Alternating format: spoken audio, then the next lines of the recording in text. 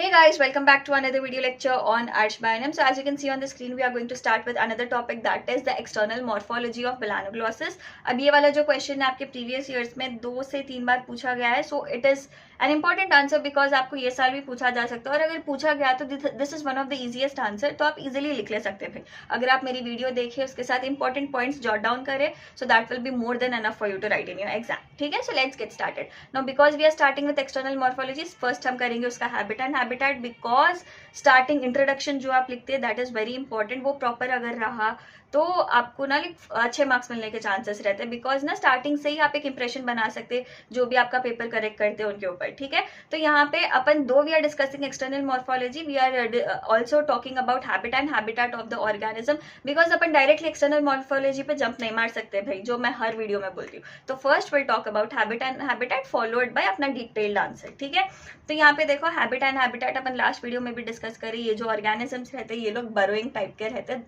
Burrowing मतलब जमीन में जाके रहने वाले रहते। These are exclusively marine, exclusively marine मतलब प्योरली एक्सक्लूसिवली मराइन फॉर्म्स में आपको दिख जाते इन लोग कौन से शेप के बरोज में रहते हैं भाई? यू शेप बरोज में रहते। फॉर एग्जाम्पल ये ग्राउंड है भाई, ये सैंडी एरिया है, इसमें जाके इन लोग ऐसा यू शेप बना लेके यू शेप ऐसा बरो बना लेते, ऐसे यू शेप बरो बना लेके ये यू शेप बरो में उन लोग रहते। ठीक है, यहाँ पे देखो दे लाई इन twisted condition.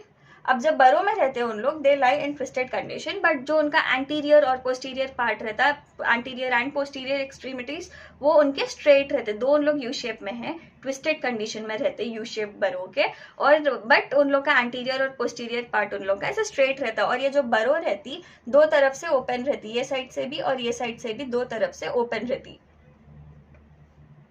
So if this is the बरो, यहाँ से भी बरो ओपन रहती, यहाँ से भी बरो ओपन रहती। ठीक है जी, क्लियर है। नाउ मूविंग अहेड, अपना मेन आंसर पे अपन जंप मारेंगे, and that is external morphology. External morphology में देखो इनकी जो बॉडी है, अगर आप एक्सटर्नली देखिए मेलानोग्लॉसस का इमेज अगर आप देखें तो एक्सटर्नली उनकी बॉडी कैसी दिख रही? इलोंगेटेड है, काइंड ऑफ सिलेंड्रिकल है। इनकी बॉडी ना सॉफ्ट भी रहती और उनकी बॉडी पे सीलिया भी रहता और म्यूकस ग्लैंड से म्यूकस सेक्रेट होकर रहता, तो their body will basically be surrounded with mucus. ठीक है जी, सो दैट इज हाउ उनका बॉडी दिखता। तो अपन क्या पॉइंट्स डिस्कस करें अंडर बॉडी? इलोंगेटेड है, सिलेंड्रिकल है, सॉफ्ट बॉडी है, सीलिएटेड है एंड सराउंडेड विथ म्यूकस है।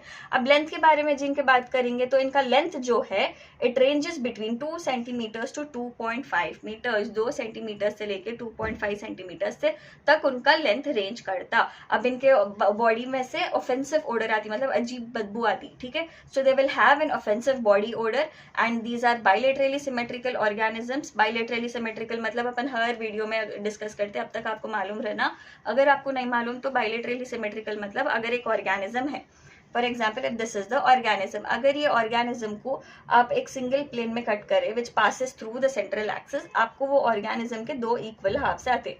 फॉर एग्जाम्पल ह्यूमन बींग्स, अगर अपन को ऐसा कट करें तो अपन को लेफ्ट राइट हाफ्स इक्वल रहते, राइट?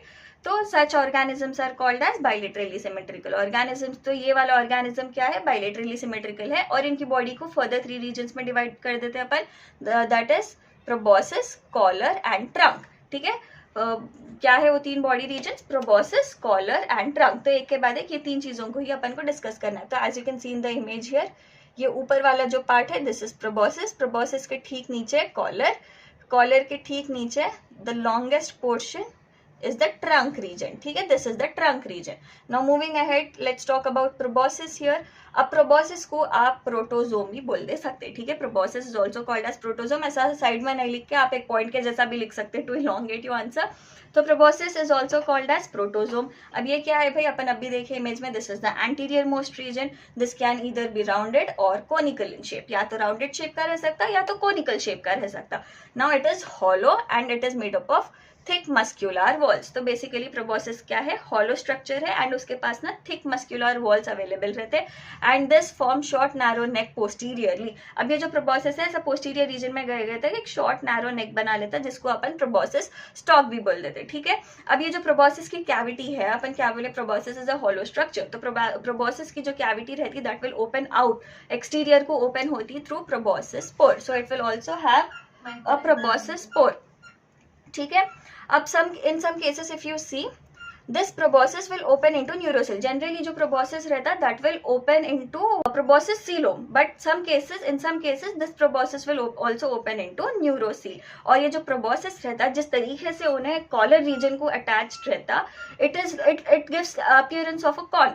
A corn के जैसा appearance देता. What is acorn? Now this acorn is a fruit of a oak tree. ठीक है, तो ऐसा अकॉर्न के जैसा अपीयरेंस देता है. That is the reason why ये ग्रुप के ऑर्गेनिजम्स को अपन अकॉर्न वर्म्स भी बोल देते हैं. Now these are generally called as acorn worms. Right, clear है जी यहाँ तक. अब इनका जो माउथ है it is always open. That means वो कभी क्लोज नहीं होता. Mouth is always open, wide open रहता माउथ, एंड कभी भी क्लोज नहीं होता. और this mouth is present on the ventral side. That was all about proboscis. Very easy. Now moving ahead, let us talk about the collar. Collar is also called as mesosome. ठीक है. Now this collar is present posterior to proboscis and anterior to the trunk, जैसा अपन image में देखे. Let us get back to the image here. Now if you observe the collar region, this is the collar region. The collar region is posterior to the proboscis region and anterior to the trunk region. So that is your first point. और second point, because आप एक point ये भी mention कर सकते कि proboscis is also called as mesosome. Right, now this is the posterior to proboscis and anterior to trunk. This is similar in length to the proboscis. तो proboscis और collar क्या है, उन लोगों की length similar रहती. ठीक है. Anterior part of the collar is called as collarette. Anterior part of the collar जो है उसको अपन collarette बोल देते हैं. और ये collarette कहाँ पर है? This is present on the posterior part of proboscis stalk. और ये जो collarette रहता, this is funnel shaped. Funnel shaped. So the anterior region of the collar is called as collarette, and this collarette is present on the posterior part of the proboscis stalk. Now what is this proboscis stalk? We have already discussed. This is the neck region. Neck, जिसको हम proboscis stalk बोल देते हैं. proboscis posteriorly जाके छोटू सा neck बनाता है, उसको अपन proboscis stalk बोल देते हैं. और ये जो collar का collarette जो है that is present on the posterior part of the proboscis stalk. I hope this is clear. Now moving ahead. ये जो प्रोबॉसिस है ये जो कॉलर है जस्ट लाइक प्रोबॉसिस मस्क्यूलर है. ठीक है. इसका जो सरफेस अगर आप ऑब्जर्व करें तो इसका अनइवन सरफेस रहता है. It will have an uneven surface with circular grooves. अब इसके पास दो सीलोमिक कैविटीज रहते हैं. अब ये दो सीलोमिक कैविटीज जो है they will be separated via dorsal and ventral mesenteries. That is what is written here.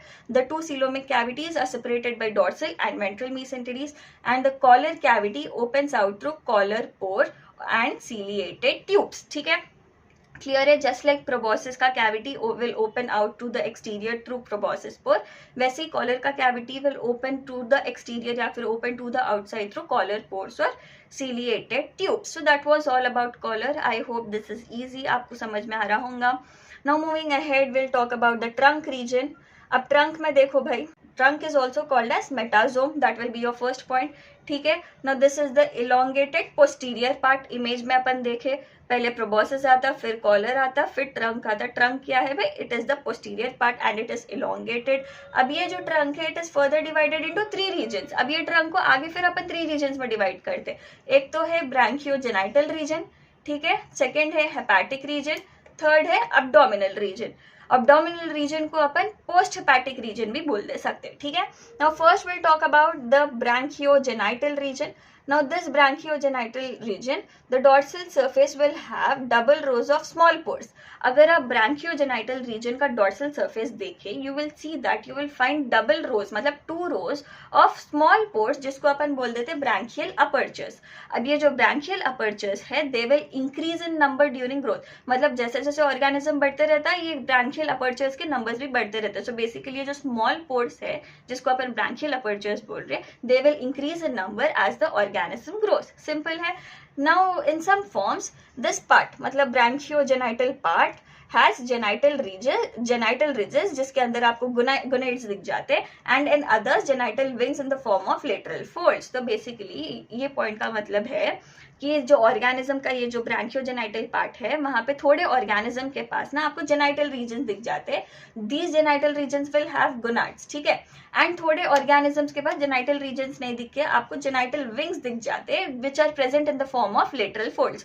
तो बेसिकली ये रीजन में आपको गोनाड्स भी दिख जाते हैं, ठीक है. So that is the reason why this region is called as branchiogenital region. Branchial apertures भी दिख रहे, गोनाड्स भी दिख रहे, and that is the reason why we call it as branchiogenital region. I hope this is clear. Next comes the hepatic reason.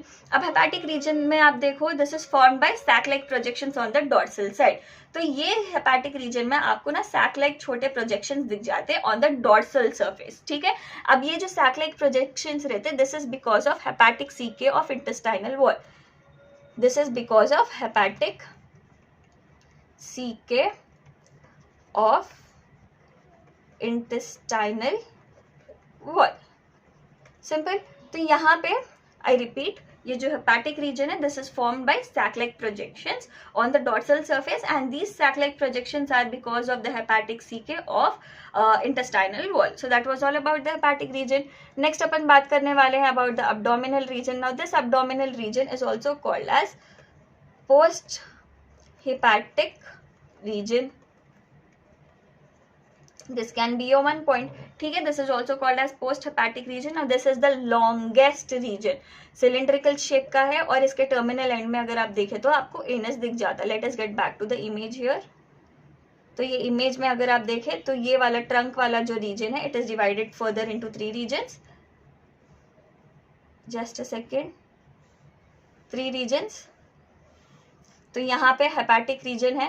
Hepatic reason से ऊपर वाला reason रहता है ब्रांकियोजेनाइटल रीजन, एंड हेपेटिक रीजन से नीचे वाला जो रीजन है दैट इज एब्डोमिनल रीजन और पोस्टीरियर पोस्ट हेपेटिक रीजन, ठीक है.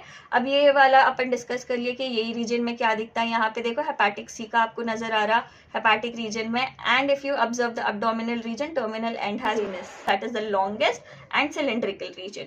So that was it with the answer guys. I hope आपको आंसर समझ में आया होगा. If you have any doubts you can DM me on my Instagram handle, that is @arsh_bionyms, or you can let me know in the comment section below. So yeah guys, that was it. Take care. Bye bye. All the best.